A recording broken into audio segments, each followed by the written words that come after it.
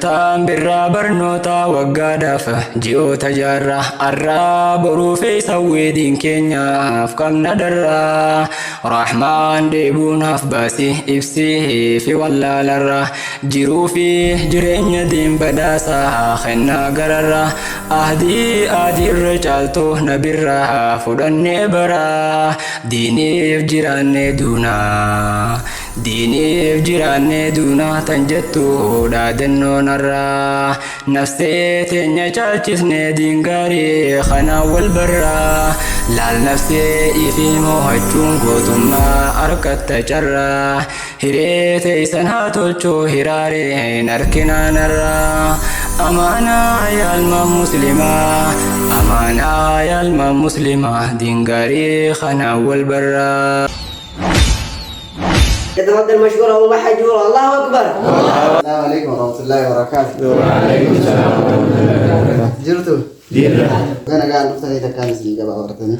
بسم الله جنيد بيج القبلنا نجيا برحمة نبي رب ابن آلي في صحابات كو خراندي ابن مهاجر فانصارا هندتي دبلة مهاجر فانصارا وردين في لبوساني خنّي هندتي دبلني. السلام عليكم ويلكم تو سنين جنة بجانا قاعد نفتن تكابود جنة بجانا قاعد نفتن تكابود جنة منو ناتشوبنا زمالا تشوبتا imalli keessan fagoo hin ta'inaa laafa hundinuu jabaadha ol kaa'amee lafa yaagamtaa toqaalu bajoorooti samaallee imalli kee fagoo laafuu waasiin hin mallee imalli kee fagoo laafuu waasiin hin mallee isini waardiyyaan yaa waardiyyaa diinii waardiyyaa yoo rafe mannatamuu nafu jechuudhaan dubbate hayyoon raayyaa abbaa mancaa umrii isaa nuu dheeresi yaa rabbi decha umrii isaa nuu dheeresi yaa rabbi decha diin islaamaa jechuun diinii jaalalaati diin islaamaa jechuun diinii tokkummaati diinii qaroominaa hin seeyin doofummaa kayitii ol kayi gamtaan ta'u si'aama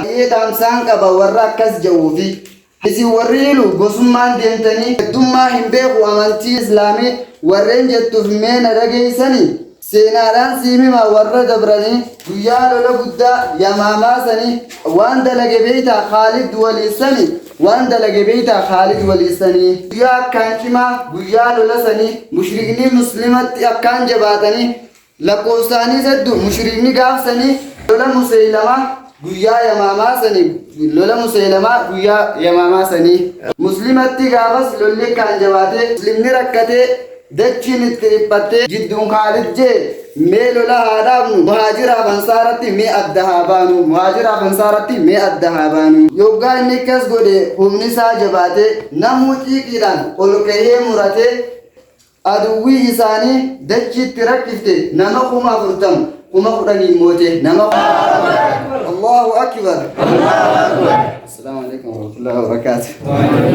Gamtaan birraa barnoota waggaadhaaf ji'oota jaarraa arraa boruu fi sawweediin keenyaaf qabna darraa rahmaan deebuunaaf baasii ibsii fi wallaalarraa jiruu fi jireenya diin badhaasaa kennaa gararraa ahdii irra caaltuu nabirraa fudhannee baraa diiniif jiraannee duunaa.